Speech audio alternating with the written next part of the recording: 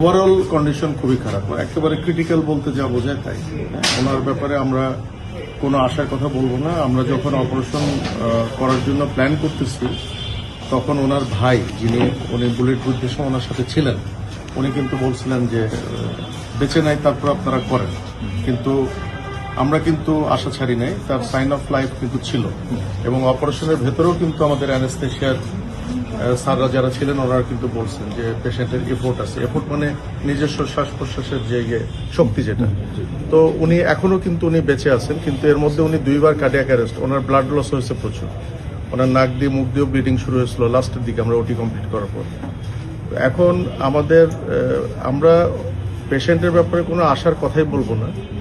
উনি সর্বোচ্চ খারাপ অবস্থাতেই আছেন, কিন্তু উনি এখনো বেঁচে আছেন, আর বাকিটা আল্লাহর ইচ্ছা। আর আমরা এই ধরনের ক্ষেত্রে যেটা করি,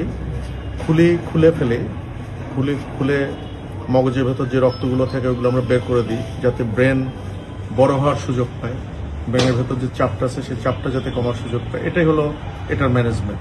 তো এটা আমরা করে এখন রুগীর ভালো আইসিইউ সাপোর্টের জন্য রুগীর যারা আত্মীয় স্বজন তারাই প্রেফার করছেন যে এবার কেয়ারে নেওয়ার জন্য। স্যার, গুলি কি বেরিয়ে গেছিল স্যার? Most probably.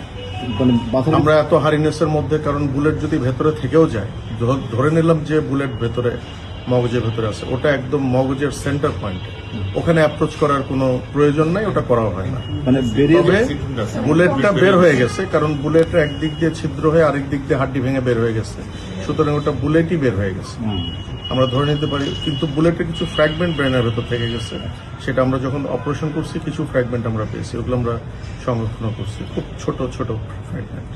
স্যার, একটা কথা বলা হচ্ছে যে অবস্থায় তিনি আছেন, যদি বেঁচেও যান, বেঁচে যাক আমরা এটাই চাই, স্বাভাবিক হওয়ার সম্ভাবনা কম, কিংবা মানে আপনার কাছে কি মনে হয় এই ধরনের ক্রিটিক্যাল কন্ডিশনে আসলে? এই ধরনের পেশেন্টদের ক্ষেত্রে আমাদের একটা প্রেডিকশন আছে, কিন্তু এই প্রেডিকশন আমরা কখনোই ডিসক্লোজ করি না। আপনি এটা আমার কাছে জানতে চান না, রোগীর অবস্থা খারাপ।